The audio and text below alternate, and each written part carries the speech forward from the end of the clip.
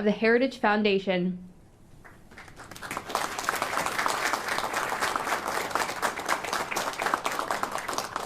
Thank you very much, and welcome everyone to the Heritage Foundation. We're delighted that you joined us today, and thank you for your patience as well as we undergo a historic event here. I have a few very brief words, and then I have the privilege of welcoming our distinguished guest, who will give remarks and then answer questions from the media. U.S. foreign policy should be driven by the pursuit of a strong, safer, and more prosperous America. As President Trump rightly recognizes, that means paying special attention to our hemisphere. We are blessed by so many of our neighbors who want to live in peace and respect their people. Because of our geographic, economic, and societal ties, malign developments in the Americas make the United States disproportionately vulnerable. If you don't believe that, then just ask some of the hundreds of thousands of American families who have lost loved ones to deadly drugs in recent years. Or notice how China, Russia, and Iran have all invested heavily in establishing a strategic foothold in our hemisphere. Nicolas Maduro led an anti-American socialist regime that weaponized deadly drugs, mass migration, and tren de agua against our towns and our cities. Meanwhile, he offered American adversaries an operating base. The American people, the Venezuelan people, and our entire hemisphere are far safer today because President Trump boldly sent U.S. Special Forces and the Department of Justice to capture Maduro and to bring him to justice. Securing our hemisphere also means working with our friends, our partners, and our allies. And the United States has many. We are honored to have one of those friends with us here today. Corina Machado has been a brave fighter against Nicolas Maduro and the regime since it began to take form. Unlike many others in Venezuela and Washington, she recognized the danger from the very beginning. The Venezuelan people rewarded her principled opposition by casting their ballots amidst harsh repression from the regime. Her efforts, along with those of President Trump, have brought Venezuela closer to the restoration of freedom, stability, and security. And we all hope to see the return of legitimate elections in Venezuela in the near future. We are honored to host history here at the Heritage Foundation and important conversations like the one you are going to participate in today. Here, we work to build an America where freedom, opportunity, prosperity, and civil society flourish. I'm delighted to welcome to the stage María Corina Machado.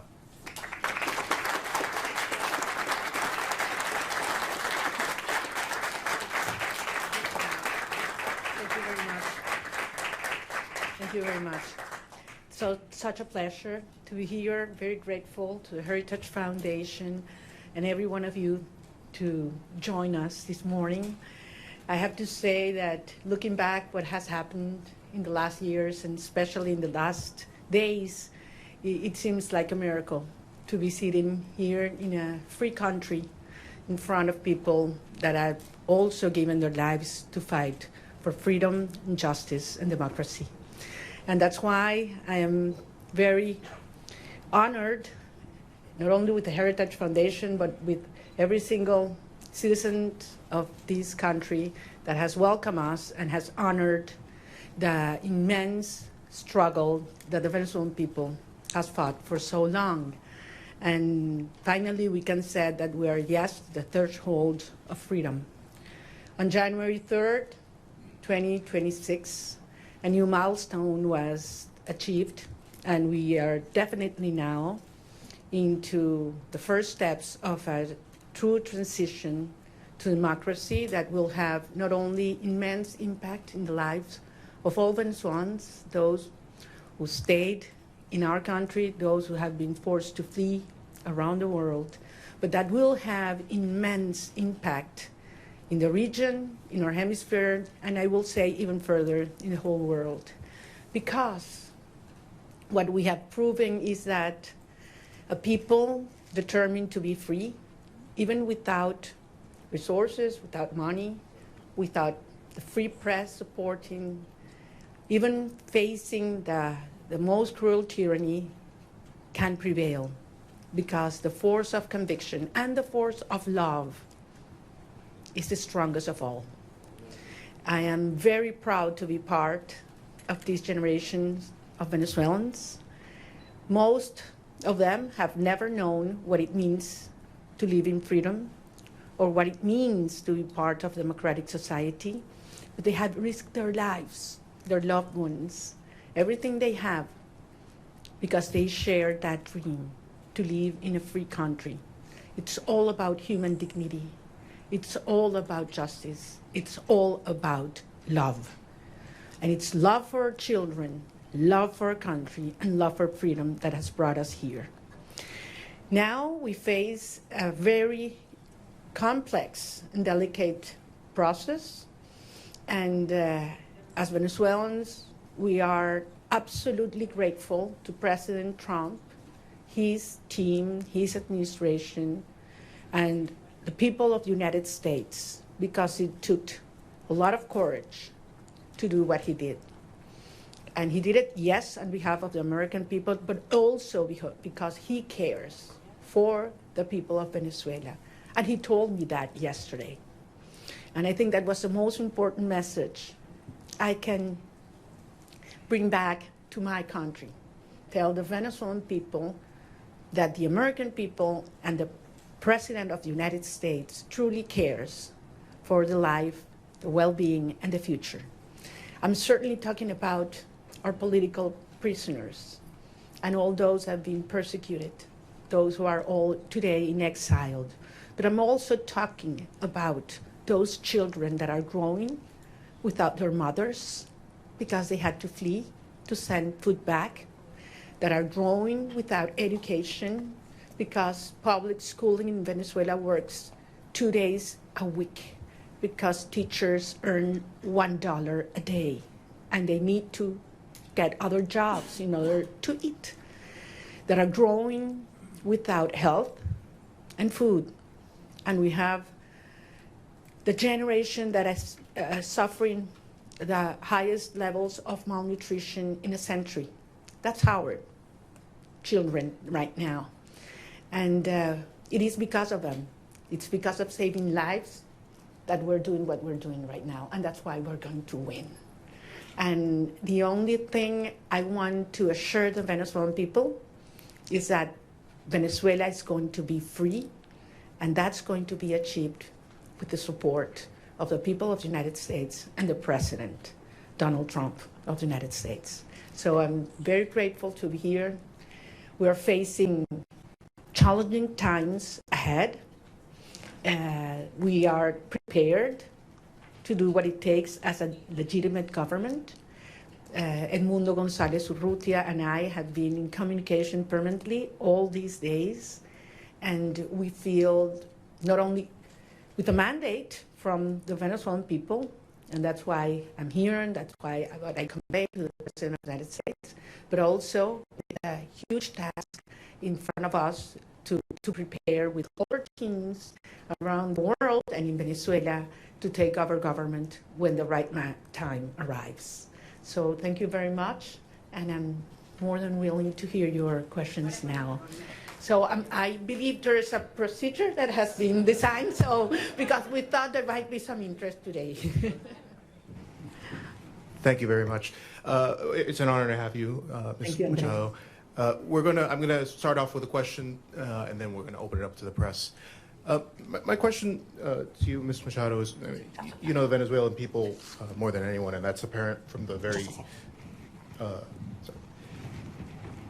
You know the Venezuelan people more than anyone, and that's apparent from the very strong support that they've shown for you time and time again. I wonder if you could tell us a little bit about, I mean, as you know, your country has been destroyed by socialism, Cuba, Russia, and Iran looting your nation, your wealth. Do you see, and the primary victim of this has been the Venezuelan people, do you see a future in which, that at all possible, where a free and fair election and return to democracy in Venezuela restores anything but a strong, staunched U.S. ally and a country that leaves behind the shackles of socialism? Well, thank you very much. Can you hear me? I'm like hearing like an echo here. Yeah. We hear you. It's fine? Okay. Well, I'm very glad, no, there's a problem with an echo, right? The different microphone. Can you answer at the podium? Yes. No, please. So comfortable sitting down. You want me to stand up? You prefer that I stand up? No? That's better now? Okay.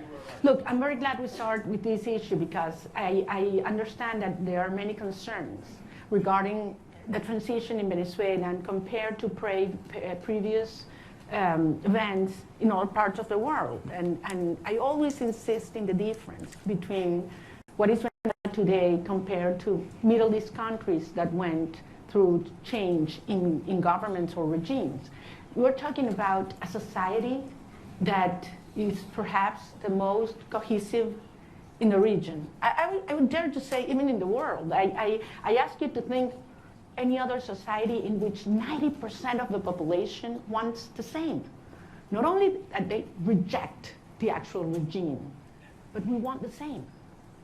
There are not religious tensions within the Venezuelan society, or racial, or regional, or political, or social. I mean, there was one longing that brought Venezuelans together, and that was, we want our children back home. And it was that demand that I heard all around Venezuela in 2023, when we were moving forward to the primary process, that made me realize how powerful it was to unite a country, to tear down the barriers that the regime had built to divide us, you know, between rich and poor, black and white, left and right, military and civilians. And we brought a country back together. That's why I always said, you know what, Maduro's gonna go. We're gonna get rid of him one day or the other. What's important is the country that's coming afterwards. And it's a country based on shared values. We want to live with dignity. We want to live with the result of our work, our effort, a society based in merit, and not if you know the Chavista who is in certain place at certain time. Women do not want handouts. They don't want to live in give their children a box of food that has a high cost, because then you have to lower your head and repeat what the regime wants you to say or dress as they expect you to dress. They want to live with their job well done. That's dignity. And that's what Venezuela deserves and wants today. And that's what we represent. So, of course, the result of this hard process will be a society based on these values. A society that is profoundly pro-America. And I want to insist on this. Delcy Rodriguez, yes, she's a communist. She's the main ally and representation of the Russian regime, the Chinese and the Iranians. But that's not the Venezuelan people, and that's not the armed forces as well. So I am profoundly, profoundly confident that we will have an orderly transition.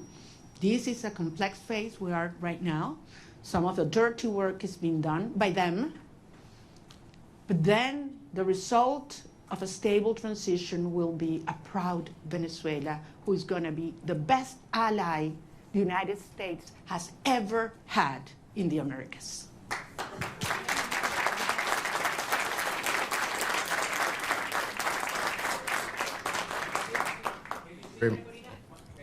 We're going to have a person come up and... Sorry for that. I'm gonna leave. Thank you very much. Hi, thank you very much for coming. I realize there's a lot of interest. We're going to try to get to every question. I'm going to go through a list. There's outlets that have more than one reporter accredited, so I would like to please ask you to raise your hand so we can get one of our kind staff to bring the microphone to you as I call you out. Julio Vaqueiro from Telemundo, please. Hola, Julio. Hola María Corina, qué gusto verte aquí en Washington, D.C. El presidente Donald Trump, su gobierno, está hablando y trabajando con Delcy Rodríguez, así lo han dicho ellos. Usted le dio el el Premio Nobel de la Paz al presidente Trump en su encuentro ayer. ¿Qué le dio el presidente a usted? ¿Un reconocimiento de su legitimidad como opositora con el mandato de encabezar esta transición en Venezuela? Gracias, Julio. Yo no vine a buscar nada para mí. Vengo aquí en representación del pueblo de Venezuela que eligió a Edmundo González Urrutia como presidente electo. Phone down. Put your phone down. Put that phone down. ¿A que lo baje? No, no. Ah, los teléfonos, ok. Entonces, repito, yo vine en representación del pueblo de Venezuela, que nos dio un mandato. Primero el 22 de octubre del 2023. Ay, no. Ya va, chicos, un minuto. Vamos a ¿se escucha bien o no? Cambiamos Ya, vamos a cambiarlo.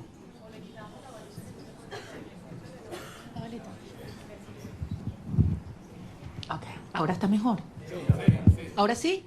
Ok, voy a repetir la pregunta la respuesta a la pregunta de Julio. Les decía, yo vine a reunirme con el presidente de los Estados Unidos en representación del pueblo de Venezuela, que nos dio un mandato. El 22 de octubre del 2023, cuando yo recibí más del 92% de los votos en las primarias, y el 28 de julio de 2024, cuando Edmundo González Urrutia, en las condiciones más extremas y fraudulentas, recibió el 67% de los votos de los venezolanos, y lo probamos. Y lo probamos. Vine a recibir de parte de él un mensaje para los venezolanos. Y es la seguridad de que contamos con los Estados Unidos para avanzar en una ruta donde se haga respetar la soberanía nacional, la libertad, la democracia y la justicia. Hay un proceso muy complejo en marcha, lo sabemos, pero se están dando pasos. Evidentemente, para los venezolanos es una situación cada día, para muchos venezolanos de vida o muerte, y ahí hay una enorme urgencia ética. Pero entendemos que este es un proceso complejo al cual nosotros somos parte y queremos y estamos contribuyendo. Gracias. Nick Schifrin from PBS, please. Hola, Maria Corina. Thank you so much. It's great to see you in person after seeing you virtually for the last few years. Two questions, if I could, similar to what you just answered, but in English. You had a very good meeting with the president yesterday, but he still maintains a positive relationship and positive language about Delcy Rodriguez. The CIA director was just there. So what's your message to the president and to the United States when U.S. policy is still to support the Chavismo government that still exists in Caracas? And I have to ask, your statement last night said that you felt like you were going to die at one point when you left Venezuela in the boat. Can you just tell us exactly what happened in that moment when you were in that boat? Thank you. Well, regarding all the details of how and when I left Venezuela, for the protection of those involved and help me get here, I will wait until the regime is no longer in capacity to harm them, to share that in detail. Yes, there was a certain moment in the trip in the boat where I was hurt because the waves were very high, over 6 feet, and there was a strong wind, and we got lost in the ocean. We lost the sign of the GPS, and the satellite phone stopped working, and Starlink antenna did not work as well, all at the same time. So it was a very risky, dangerous, and scary moment, I have to say. And it lasted several hours. But at the end, as I say, you know, we have moved ahead de la mano de Dios. And that's why I believe it is a miracle, and I'm here. And I know that someday I will be able to tell you all the details and thank personally all those that risked their lives in order for this to happen, because they knew it was very important for our cause that I was able to leave my country at that moment. Regarding your first question, look, this has nothing to do with a tension or decision between Delcy Rodriguez and myself. This is about the cartel and justice. This is about a criminal structure that is the regime and the mandate of the Venezuelan people.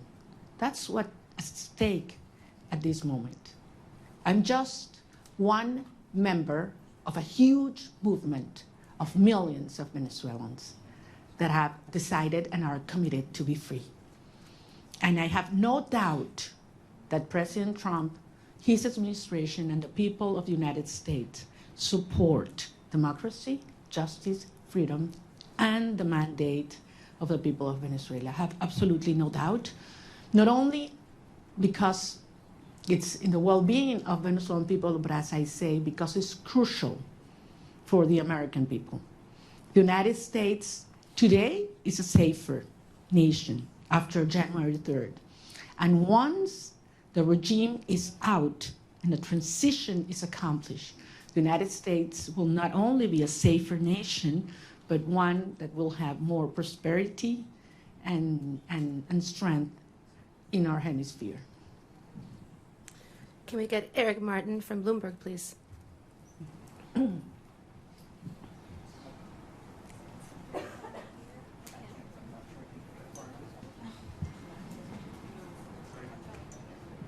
Oh, I see. Sorry. Thank you. Maria Corina, would like to ask you about the timeline for democratic transition within Venezuela, because obviously the Constitution calls for within 30 days a new election. You've already been recognized by a number of countries, including the US in 2024, Edmundo Gonzalez as having won that election, and accusations that the election was stolen by the Maduro regime. As you've mentioned, you overwhelmingly won the primary in 2023. Do you have an expectation, is your expectation that the next step in this process would be a new election in Venezuela? Do you expect that to happen in 2026? Or what does the roadmap look like from getting from today's government by Delcy Rodriguez, the government de facto that is in control, to a democratically elected government? Thank you. Thank you. Thank you, Eric. Well, if the Venezuelan Constitution were respected, we wouldn't have 1,000 political prisoners. We wouldn't have 9 million people, fleeing and living around the country. We wouldn't have our president-elect exiled in Madrid. I mean, he would have taken power on January 9, 2024. So 2025, sorry. So we realize that there's no rule of law in Venezuela. I don't know actually if you're aware, Venezuela is currently in the last place globally in terms of rule of law. Out of 142 countries that have been evaluated by the World Justice Project, Venezuela is in place 142. So much for the Constitution. At the end, it is a matter of strength, and that was what made this process, starting on January 3rd, happened. I mean, that was the main difference. The regime realized that they are facing the strength of the people organized, but mostly, in this last phase, the strength of the democratic allies that are concerned about the structure of the regime, of the criminal regime in Venezuela. So this is a process that has several phases. We are in one that it's complex, as I said, in which the regime is forced to dismantle themselves some of the structures that have been maintaining them in power, starting with the repression system. that requires not only that all political prisoners are liberated, but that they are free.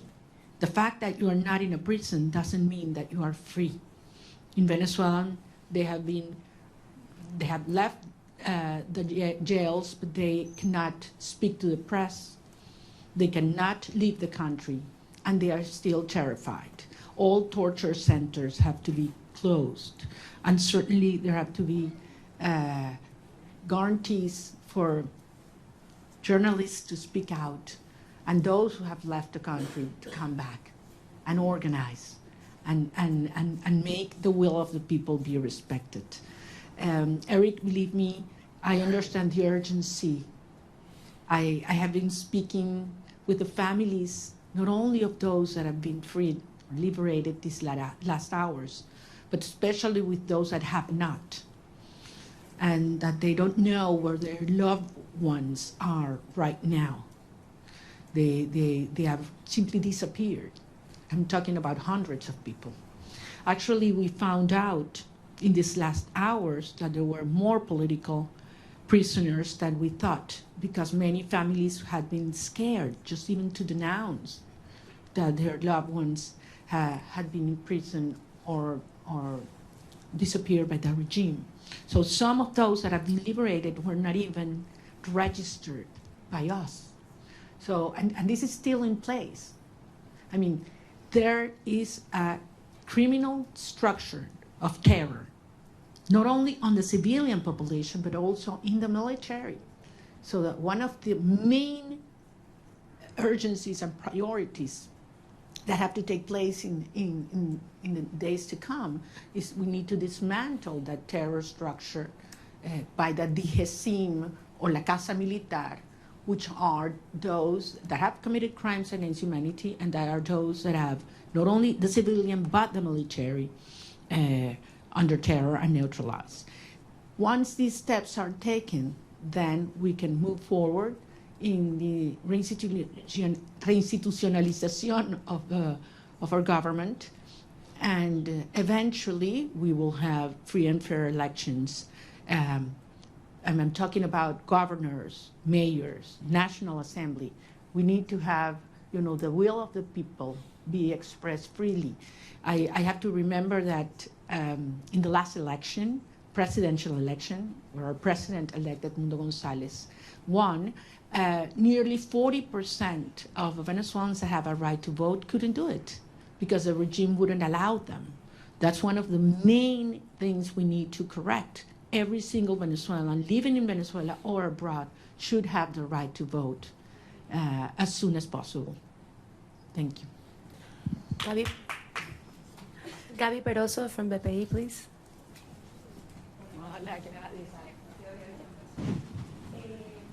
I'm sorry. Gracias.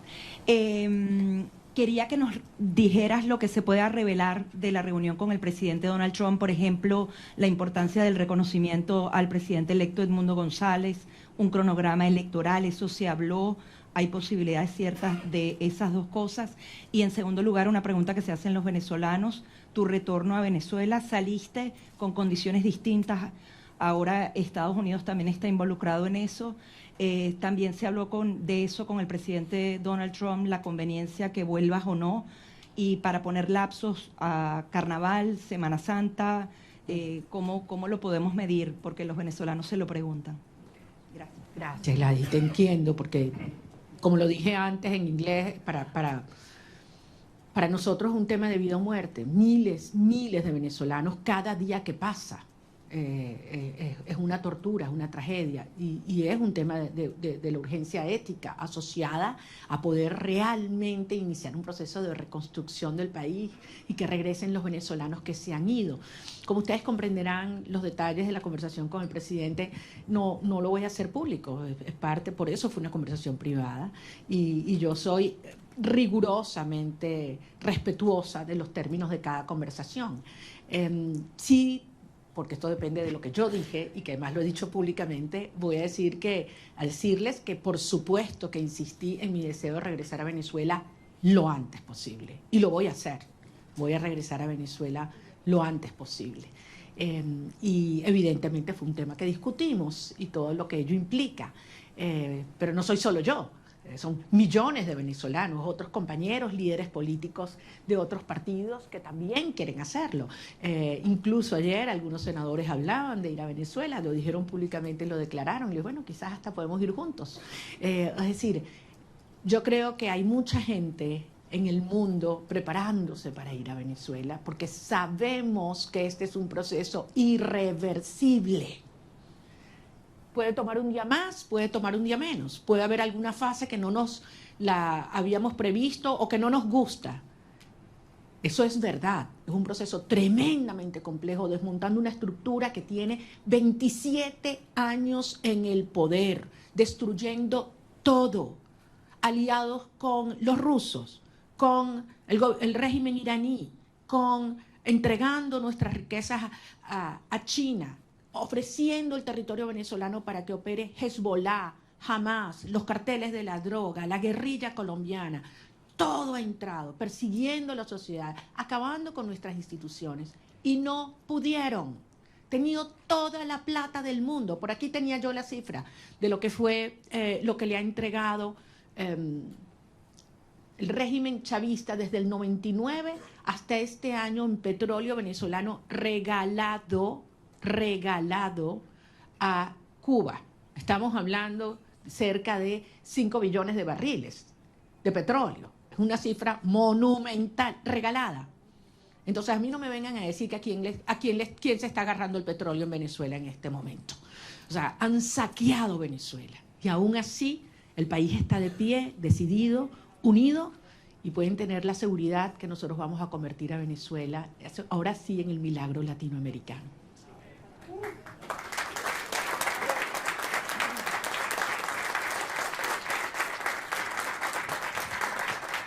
So this was supposed to last until noon. It is now noon, but if everyone's game to stay, we stay. Paolo Mastrolli from La Repubblica, please.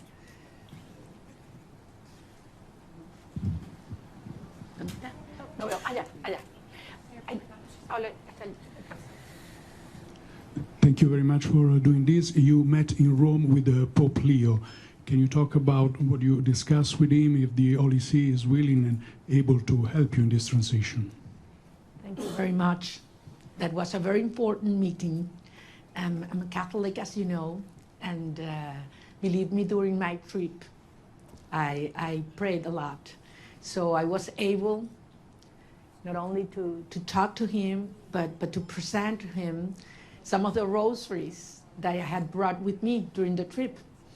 And it was a day that marked my life in a personal dimension, but also I had the reassurance of the Holy Father that he knows very well what's going on in Venezuela. He knows what the Catholic Church is going through because of the persecution and pressure on our bishops and priests and nuns. And I believe that he's not only concerned, but actively helping and supporting a peaceful transitional process to take place. I think it was a very important and timely message to Venezuelan society, which is mostly, as you know, Christian. So I think it couldn't have been in a better moment, and it brought a lot of hope and reassurance to our people. Thank you. David Alandete from Diario ABC, please. Aquí está, David. Tú no me vas a hacer preguntas porque tú sabes más que yo. No, no me digas eso. Yo me entero de todos los detalles de mis reuniones por ti, entonces... Ok, sorry about that. No, te pregunto en español. Dale, David. Ok, muchas gracias. Quería hacerte dos preguntas y muchísimas gracias por hacer esto. Es genial poder vernos, que no sea virtualmente. Estaba interesado en cómo se ha escrito mucho, se ha dicho mucho sobre cómo fue la visita, los términos, sin revelar nada interno. ¿Cómo te sentiste tratada y recibida? Porque creo que ese ha sido un punto muy importante en la cobertura de la visita. Y el segundo, ¿qué le dirías a la comunidad internacional después de haber sido recibida en la Casa Blanca? Me refiero a la Unión Europea, a otros países que han estado antes en mediación, pero no lo están ahora después de la operación del 3 de enero. Gracias. Muchísimas gracias. En primer lugar, nuevamente lo voy a repetir. Yo no estaba allí como un individuo, yo estoy allí en representación del pueblo de Venezuela. Nosotros representamos al pueblo de Venezuela. Ganamos apabullantemente, no una, 2 elecciones. Y el mundo entero lo sabe. Estamos allí en representación de un pueblo que ha dado su vida para vivir en libertad. Y que no vamos a descansar hasta lograrlo. O sea, Venezuela va a ser libre, que nadie lo dude. Y esto va a ocurrir gracias al apoyo que hemos recibido del presidente Donald Trump. Y así lo digo con todas sus letras, y así lo dije ayer en el Senado, en frente de senadores de ambos partidos a quienes les agradezco profundamente su presencia, porque si hay algo que ha unido al pueblo de los Estados Unidos es la causa por la libertad de Venezuela. Y así queremos que siga siendo, porque el pueblo de Estados Unidos entiende cómo la libertad de Venezuela afecta a todo el hemisferio. Indiscutiblemente para los venezolanos es un tema existencial, pero es un tema prioritario. Yo sentí un enorme respeto hacia el pueblo de Venezuela ayer, cuando entramos a la oficina oval. Y no sé cuánto iba a durar la reunión, pero la verdad es que sentí que pasaba el tiempo, podíamos conversar de todos los temas con absoluta honestidad, crudeza. Bueno, ustedes me conocen como yo soy, yo digo lo que siento, lo que pienso, y con mucho respeto, sin lugar a dudas, estoy nada más y nada menos que en la oficina del presidente de los Estados Unidos, frente al presidente de los Estados Unidos, pero consciente de la responsabilidad de este momento único. Y salí de allí, y se lo decía anoche en una entrevista que grabé con Rachel Campos, le decía, me impactó la preocupación que él me transmitía sobre la situación de los venezolanos hoy. Cómo están los niños, cómo están los jóvenes, cómo están los ancianos, cómo está el sistema de salud, cómo está el sistema de educación, cómo están las familias, qué planes tenemos. O sea, yo creo que quizás públicamente se da a conocer más las preocupaciones por temas económicos, energéticos, etcétera, pero yo ahí pude tener una conversación con un ser humano que le duele lo que están viviendo los venezolanos, que le preocupa y que está genuinamente comprometido con su bienestar. Por eso yo salí realmente convencida de que lo que necesitamos para sumar a toda la fuerza y la organización adentro en un genuino liderazgo global está en la Casa Blanca, y creo que servirá de ejemplo para aquellos líderes globales o mundiales que no han tenido la determinación de llamar las cosas por su nombre, porque todos lo saben. A estas alturas no hay excusas. Están los informes de Naciones Unidas y el Fact-Finding Mission, donde se demuestran los crímenes de lesa humanidad que ha cometido Nicolás Maduro, Delcy Rodríguez, Diosdado Cabello, Vladimir Padrino López. Eso está allí, con nombre y apellido, testimonios desgarradores. Entonces no hay excusa para ignorar el terrorismo de Estado, como ha calificado la Comisión Interamericana de Derechos Humanos. Más allá de todos los crímenes de corrupción, narcotráfico, tráfico de seres humanos, de armas, todo lo que sabemos que sigue ocurriendo en Venezuela. Es que yo salí emocionada y con una gran responsabilidad, desde luego, para los tiempos por venir. Maxine Wallace, Washington Post, please.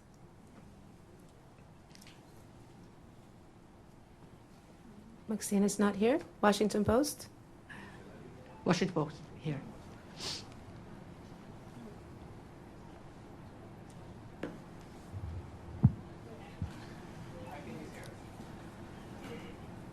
The Washington Post, okay. Then let's go with Carla Angola, please. She's right next to you.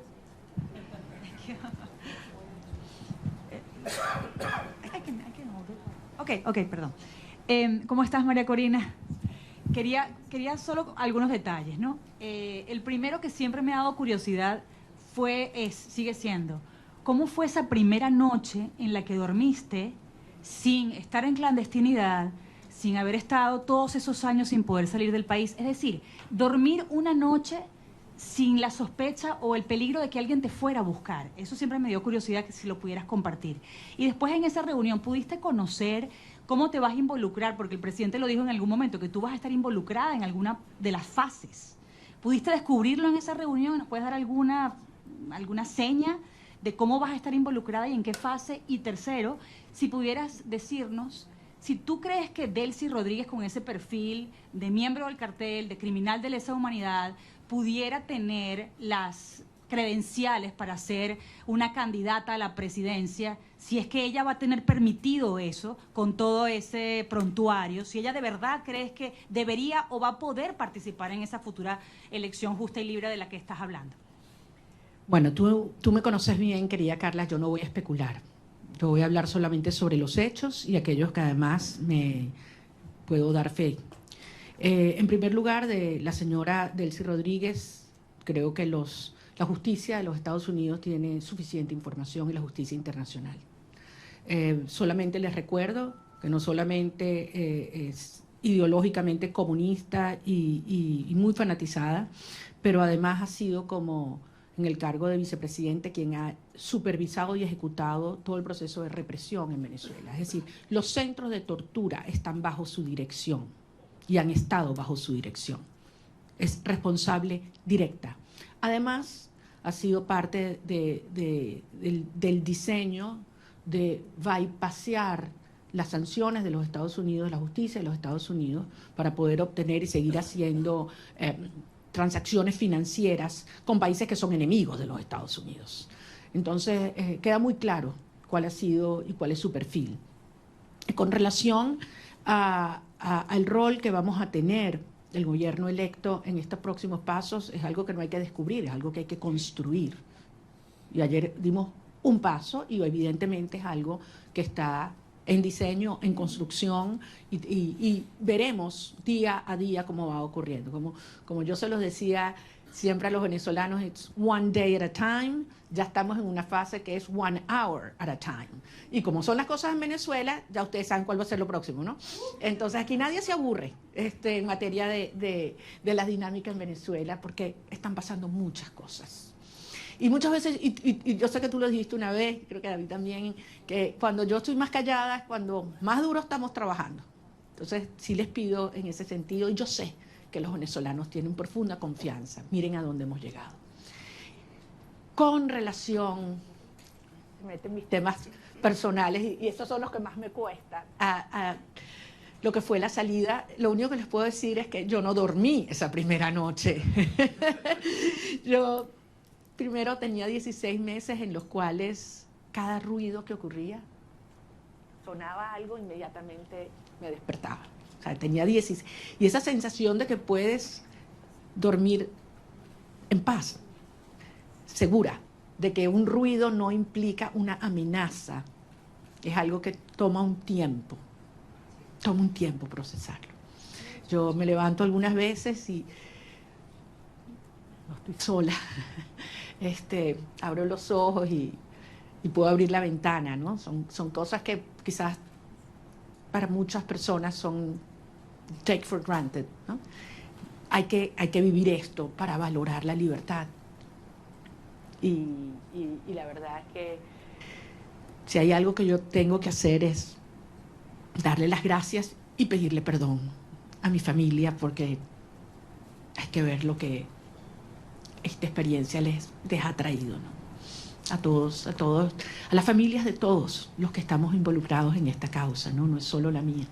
Yo hablaba ayer con la madre de un muchacho que liberaron, y la verdad es que es admirable. Y cuando he hablado con cada uno de los presos liberados, es tanta la admiración, porque los que me dicen es, lo volvería a hacer, María Corina. Antes de saludarme, lo primero que me dicen, quiero que sepas, lo volvería a hacer. y después te adoro, te quiero, no sé cuánto me muero por verte. Pero lo primero es, quiero que sepas, lo volvería a hacer. Yes. Can we get Vera from the Wall Street Journal, please? Vera's not here. Wall Street Journal. Okay, then we go with Ilia Calderón from Univision.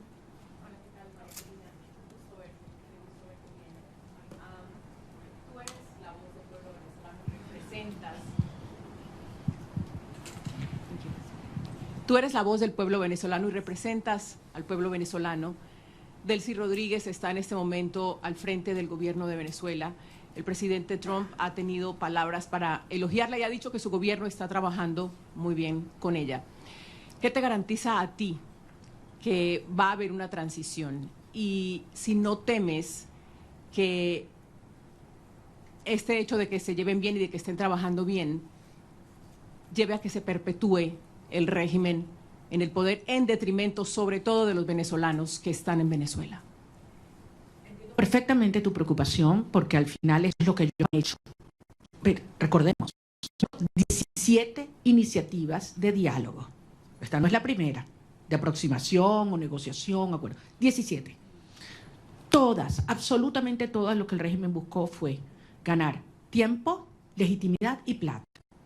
Y se salió siempre con la suya. Todo lo que se comprometían a hacer lo violaron siempre. Entonces, es lógico que el pueblo de Venezuela tenga esta preocupación. Pero la señora Delcy Rodríguez en este momento lo que está es cumpliendo órdenes. Ella no está en un acuerdo, a motus propio, ni cómoda. Ella está cumpliendo órdenes, porque al final, si algo demostró el 3 de enero, es que tenía que haber una amenaza real, tenía que haber fuerza real.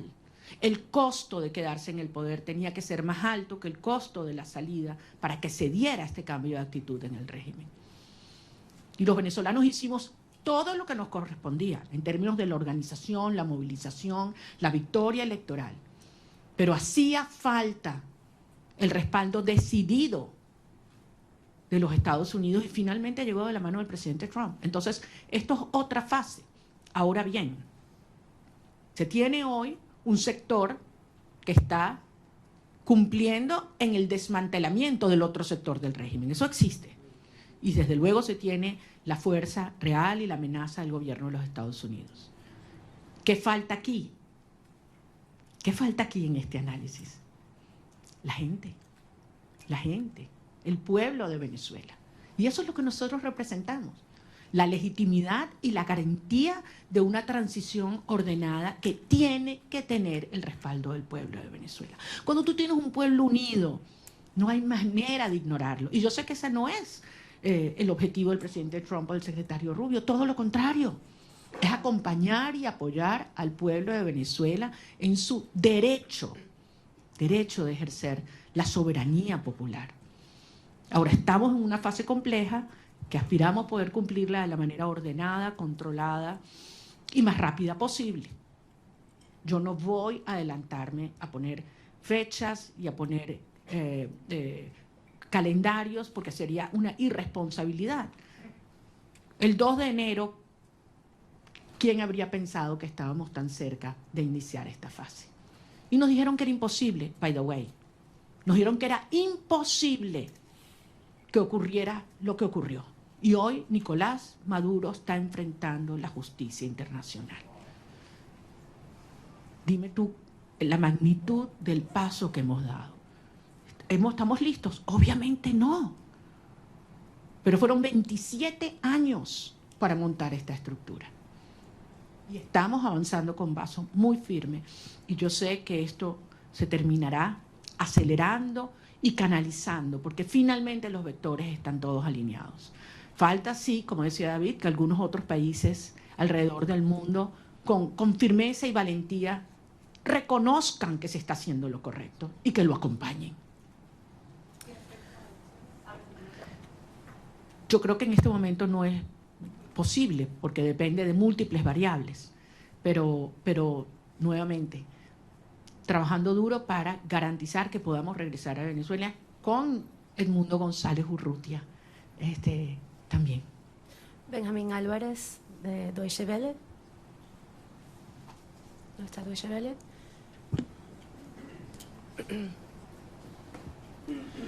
Muchas gracias. Una pregunta refiriéndome a lo que acaba de mencionar de que Delcy Rodríguez está recibiendo órdenes y no está cooperando con la administración Trump. ¿Cómo ve esta reunión de 2 horas que sostuvo Delcy Rodríguez con el presidente de la CIA el día de ayer? ¿Y no le preocupa esta cooperación tan cercana que está buscando la administración de Trump con ella y con la gente cercana al régimen? Yo no quiero especular, no conozco los detalles. Ahora, si los Estados Unidos obtienen la información que necesita por parte de esta señora, yo creo que ese es el tipo de cooperación que nosotros esperamos, sin duda, y nos conviene, sin duda. Yo entiendo que para muchas personas esta es una situación difícil de entender. Para muchos venezolanos quisiéramos que esto evolucionara probablemente de una manera más rápida y trabajaremos para que así sea. Pero desde luego, pocas personas tienen tanta información sobre la estructura criminal de la tiranía como quien fue parte de su diseño. Así que sin duda tiene información que le debe ser de altísimo valor al director de la CIA. We're going to take a couple of questions in English. Eric from Politico, are you here? Please.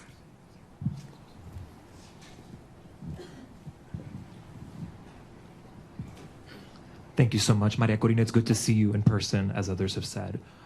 Today, Venezuela accepted its first deportation flight since the operation on January 3rd. It followed a month of pauses. There's been some worry that Rodriguez could use migration cooperation with the United States as a way to defray pressure to go towards elections or to dismantle criminal networks in the country. Do you share those concerns that she could use an issue that is very central to this administration's foreign policy? Thank you very much. We all know how this regime weaponized migration against several countries, not only the United States.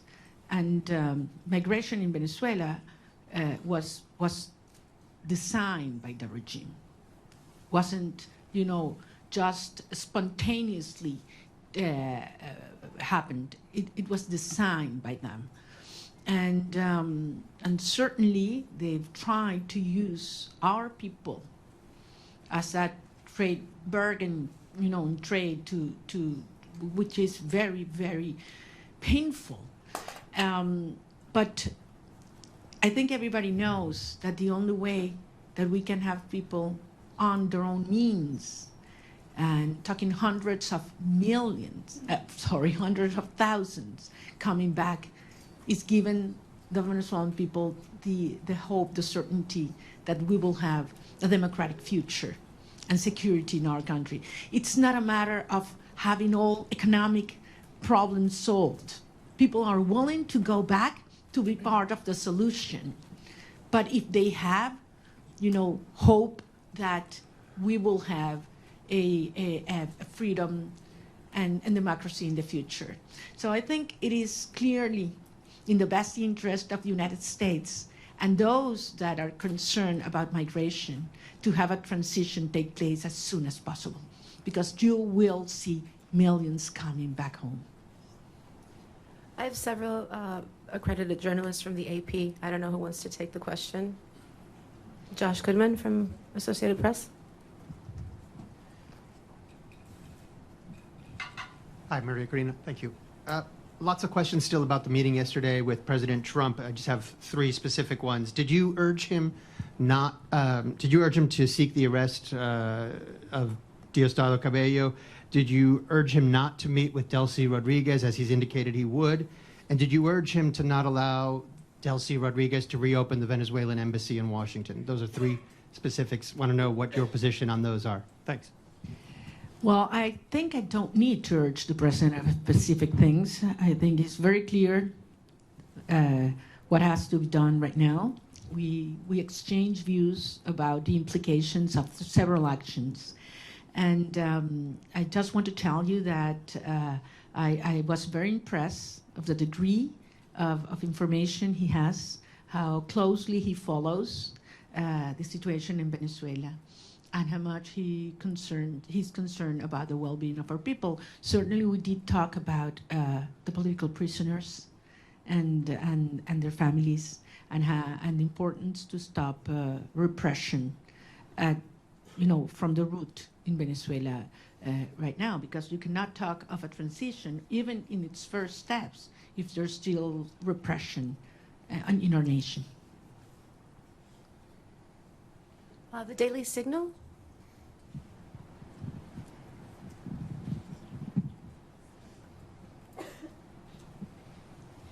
Thank you so much. Wondering regarding your meeting with President Trump yesterday, do you believe that you earned the trust of the president? And did you all specifically talk about a transition of power in Venezuela in which you would become president? Thank you. Point again, this is not about me. It is about the will of the people. And we certainly talk about how popular sovereignty has been expressed in Venezuela, and absolutely terrible conditions in which we did, and how the regime stole that result. And I think he can certainly relate to that. So I believe that the point here is Venezuela has decided as a nation to be united first, to unite back again, and to fight for a right to be free.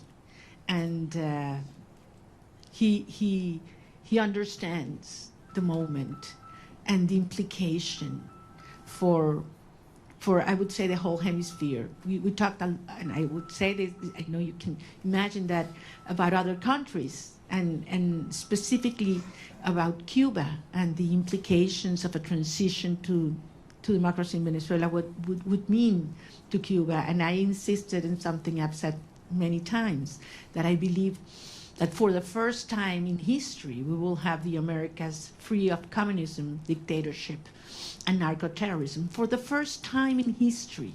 And that's what's already happening. Sometimes you are so immersed in processes that, it's hard to understand the implication. The geopolitical and historic implications. Imagine what this will mean to have these dictatorships finally gone in Venezuela, in Cuba, and Nicaragua. I mean, this is equivalent to the fall of the Berlin Wall in the Americas. So this is huge from a historic perspective, and this is happening as we speak.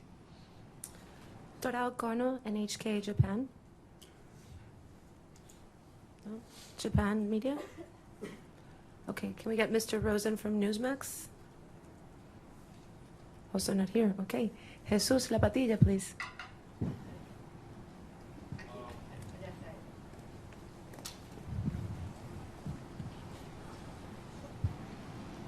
Pardon me? Okay.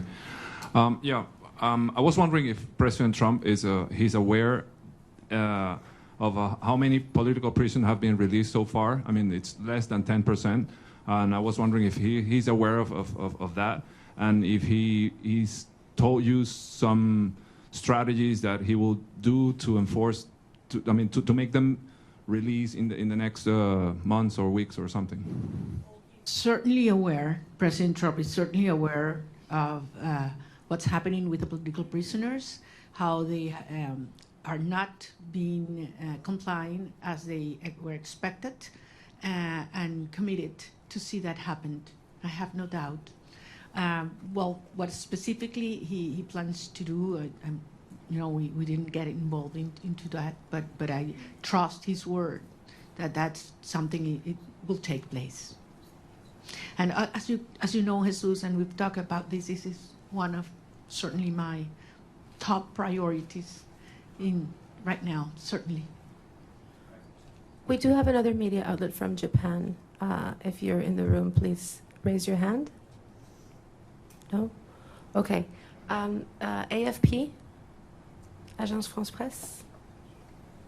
Over there.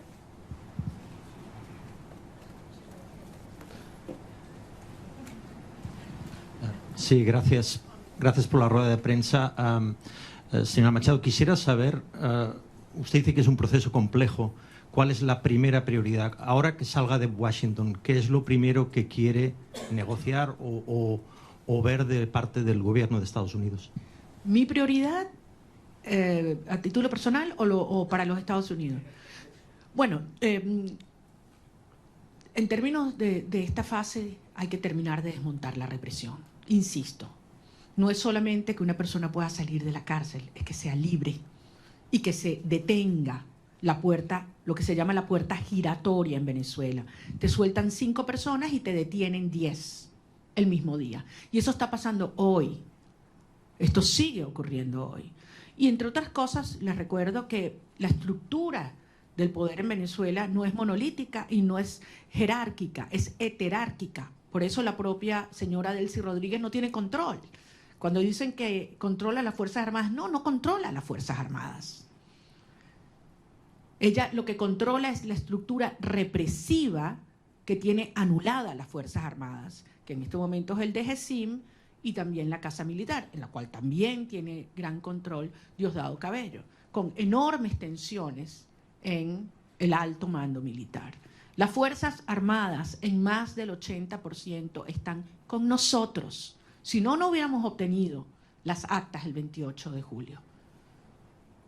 Y eso es algo que el régimen lo sabe. Nicolás Maduro estaba protegido ¿por quiénes? ¿Venezolanos? No, no confía en los venezolanos. Él sabe que las Fuerzas Armadas repudian este sistema tanto como el resto de los ciudadanos de nuestro país. Pero las Fuerzas Armadas están amarradas, neutralizadas, aterrorizadas por la estructura represiva del DGCIM. Y esa es la estructura criminal que hay que terminar de desmontar. Una vez que eliminamos el factor represión en Venezuela, ¿cuánto dura el régimen? ¿Cuánto dura el régimen? Es lo único que les queda, es el terror. Es lo único que les queda, es el terror. Entonces, estamos en esa fase, esa es la prioridad. Y veremos entonces cómo avanzaremos en la reinstitucionalización del país hasta llegar a un proceso de legitimación de todas las autoridades democráticas. Pero les digo, al final hay algunas cosas que Delcy Rodríguez podrá entregar, obligada por la fuerza, porque le tiene terror al presidente Trump, ahí no hay ninguna duda. Pero hay cosas que jamás podrá Delcy Rodríguez, ni ninguna de los miembros de la estructura criminal proveer. Confianza, Estado de Derecho, reencuentro, participación y apoyo ciudadano. Jamás, jamás. Por lo tanto, esto no es sostenible y ella lo sabe. Y por eso vamos avanzando en una fase delicada, un día a la vez, pero con una sola misión, con un solo propósito, y es lograr la verdadera instauración de la democracia y la libertad en Venezuela para que puedan regresar nuestros hijos y todos los venezolanos a casa. Muchísimas gracias. One last question for Mr. Bernalete. Martín Noticias, please.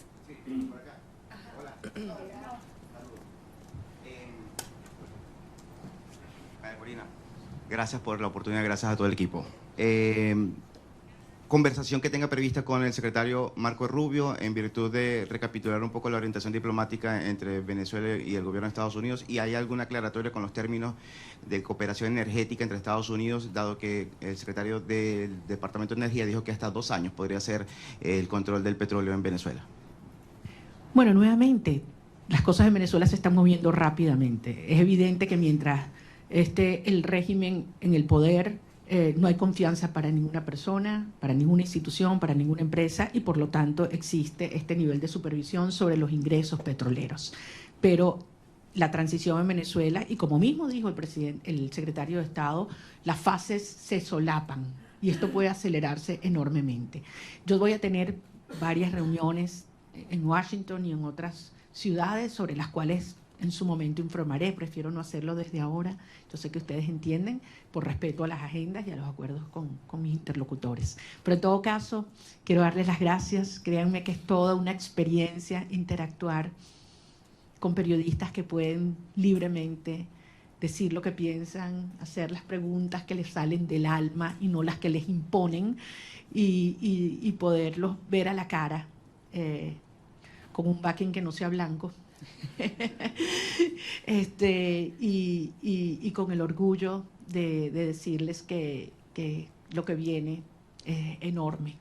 Y que así como Venezuela hace 200 años fue el foco de la lucha por la libertad y la liberación de nuestra región, una vez más el futuro de la región de América Latina se está luchando en el suelo venezolano. Y yo voy a regresar lo antes posible. Espero que muchos de ustedes puedan hacerlo conmigo también. Muchas gracias. Gracias.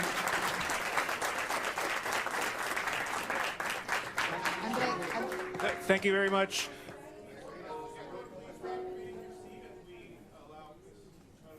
To file out, and then we'll all orderly come out the back. But thank you very much. Let's welcome or thank Ms. Machado for her time.